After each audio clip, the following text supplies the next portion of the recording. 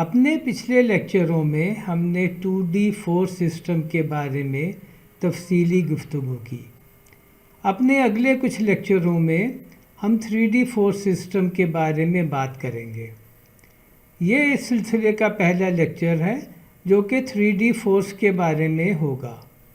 गुफ्तगू का आगाज़ यहाँ भी फोर्स की तारीफ़ से करेंगे।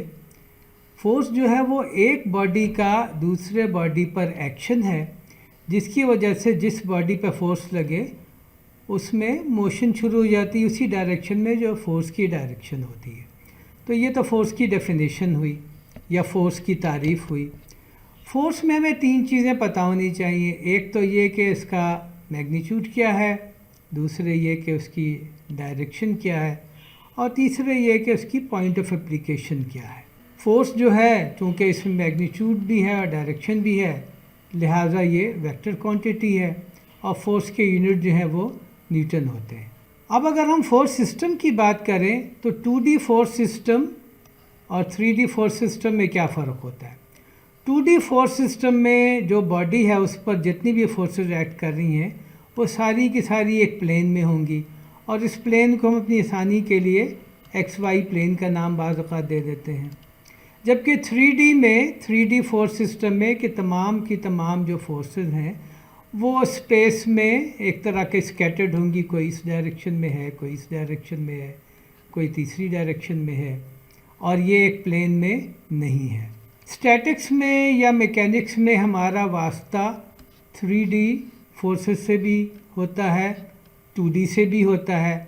फोर्स की नेचर तो वही है, लेकिन अगर बॉडी पर जो फोर्सेस अमल कर रही हैं वो सारी की सारी प्लेन में है तो वो 2D फोर्स सिस्टम हुआ, और अगर वो स्पेस में स्कैटर्ड हैं तो वो 3D फोर्स सिस्टम हुआ।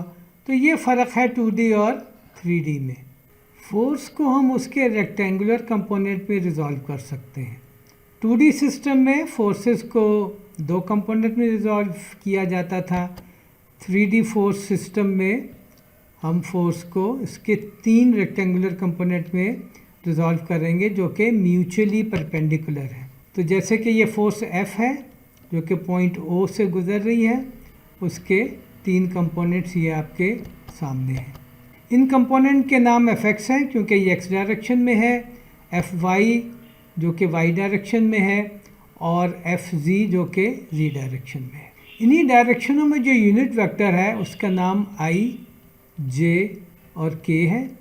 I यूनिट वेक्टर जो है वो x डायरेक्शन में है, J यूनिट वेक्टर जो है वो y डायरेक्शन में है, और K यूनिट वेक्टर जो है वो z डायरेक्शन में है। वेक्टर F जो x, y और z एक्सिस से एंगल बनाता है उनके नाम थीटा x, थीटा y और थीटा z है। तो वेक्टर F ये है और x एक्सिस से जो ये इसने एंगल बनाया है इसको थीटा x कहते हैं।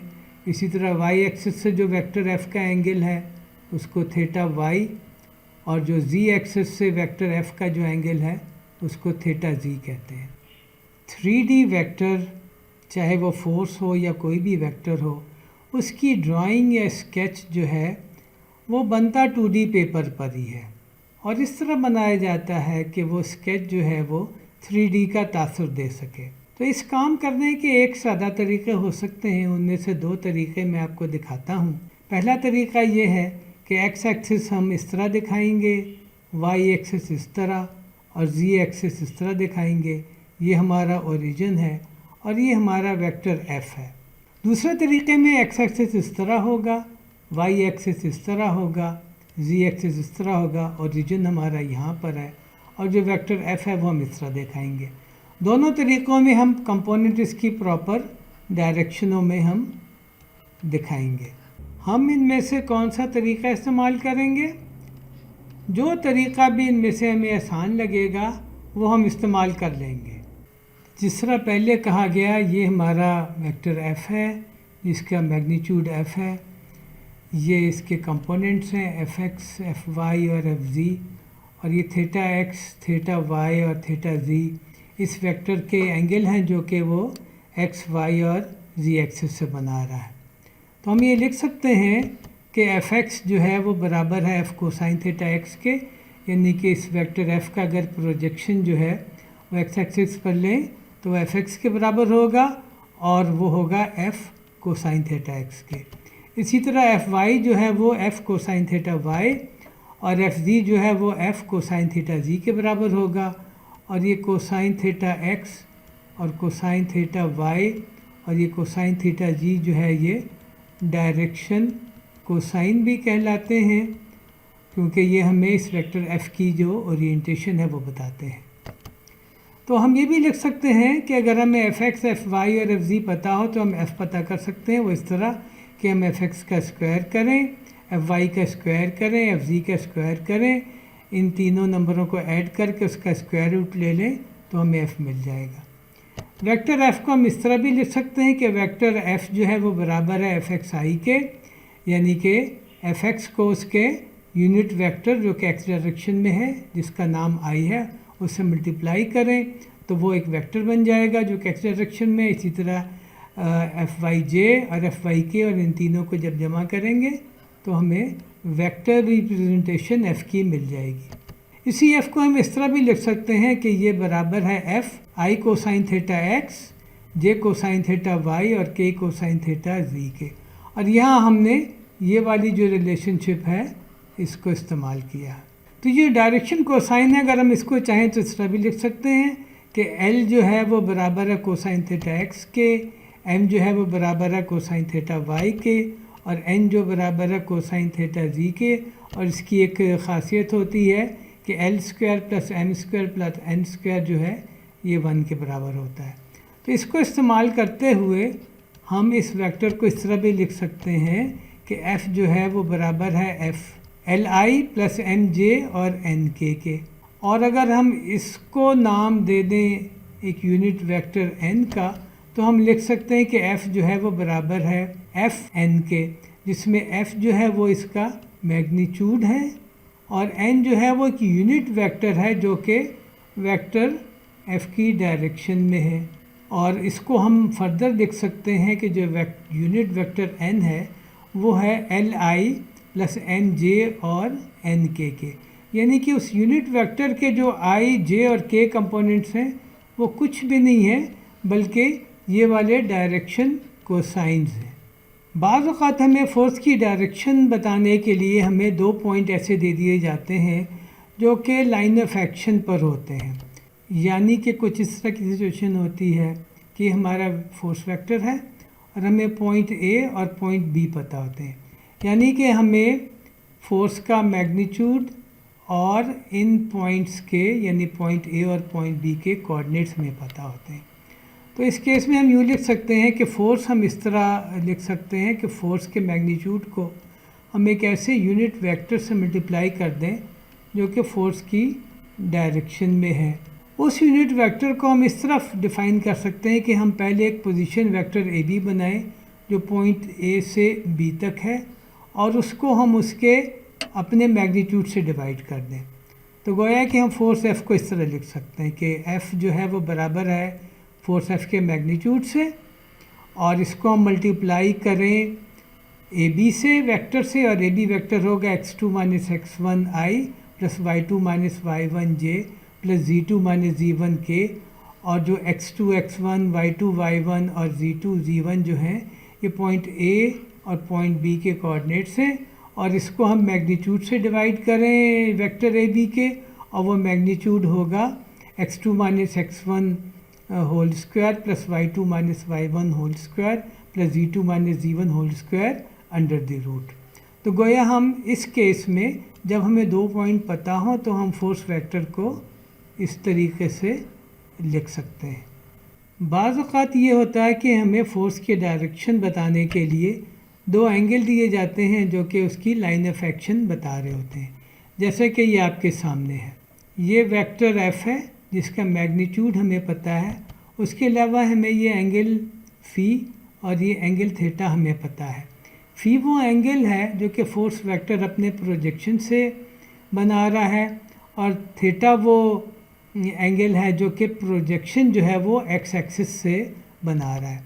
तो हम ये करते हैं कि फोर्स को जो है हम 2 उसके कंपोनेंट में रिजॉल्व करते हैं।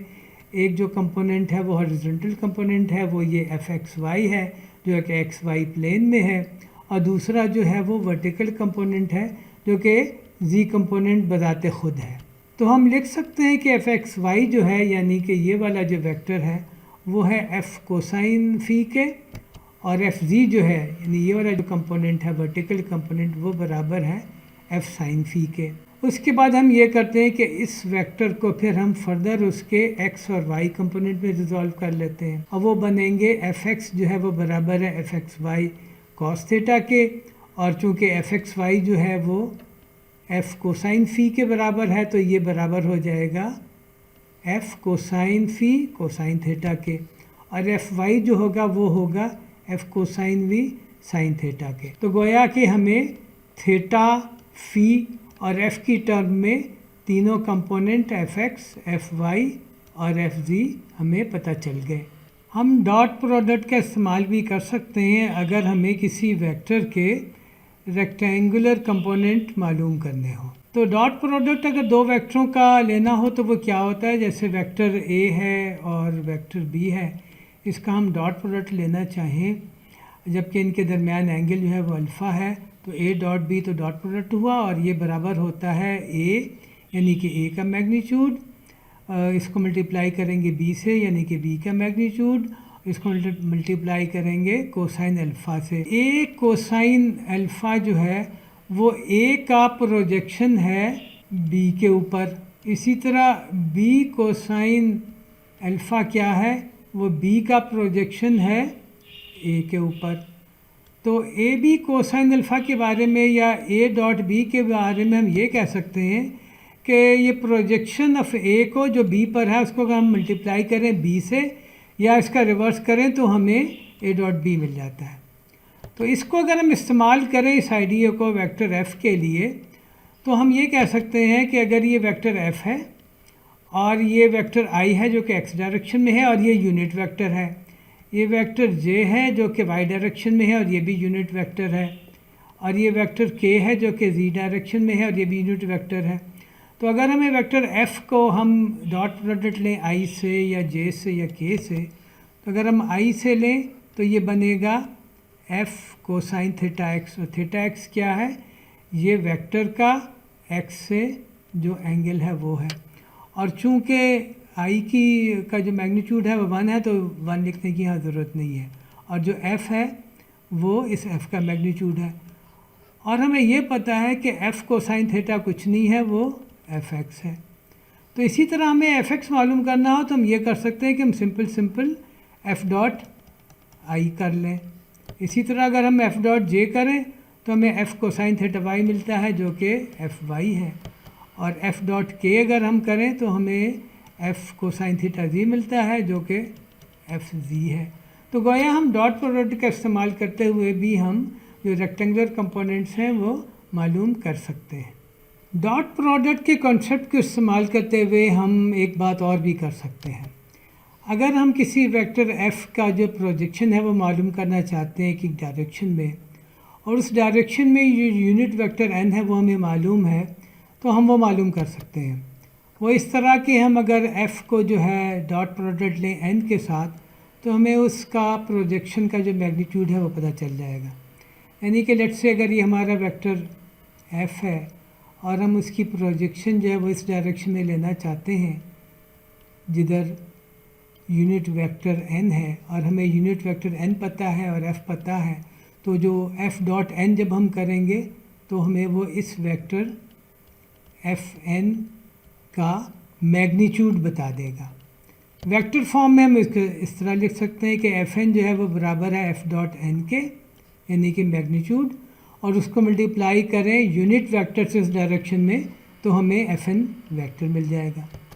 तो अगर यूनिट वेक्टर एन के जो डायरेक्शन कोसाइन है वो अल्फ़ा, बीटा और गैमा है, तो हम एन को लिख सकते हैं कि एन जो है वो बराबर है अल्फ़ा आई, बीटा जे और गैमा के। और एफ़ तो हमें पता ही है कि एफ़ वेक्टर जो है वो ये है कि मैग्नीट्यूड एफ़ जो है उसको मल्टीप्लाई करें L I plus M J plus N K से, और एल एम एन जो है वो वेक्टर एफ़ के डायरेक्शन कोसाइन है। तो एफ़ डॉट एन जो है वो इस तरह है कि आप इस वेक्टर को इस वेक्टर से उसका डॉट प्रोडक्ट ले लें तो एफ डॉट एन जो है वो बन जाएगा F multiplied by L alpha plus M beta plus N gamma के। तो वो या कि हमें इसका एफ एन का मैग्नीट्यूड हमें यहाँ से पता चल जाएगा और इसकी डायरेक्शन तो बिल्कुल वही है जो कि यूनिट वेक्टर एन की डायरेक्शन है।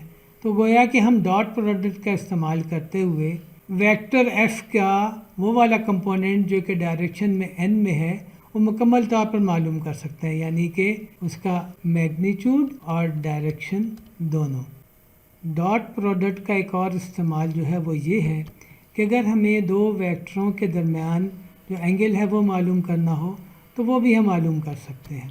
ये दो वेक्टर हैं, ये वेक्टर ए है, इसका मैग्नीट्यूड ए है, ये वेक्टर बी है, इसका मैग्नीट्यूड बी है और इनके दरमियान एंगल अल्फ़ा है। तो अगर हम ए डॉट बी करें तो वो है A B A magnitude multiplied by B magnitude multiplied by cosine of alpha. तो यहाँ से हम अल्फ़ा निकाल सकते हैं कि अल्फ़ा जो है वो बराबर है cosine inverse A dot B divided by A B.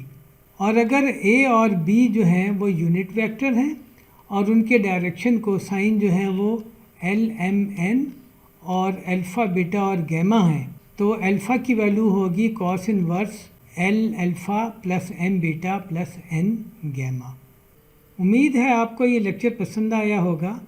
अपने अगले लेक्चर में हम 3D मोमेंट के बारे में बात करेंगे। Thank you very much.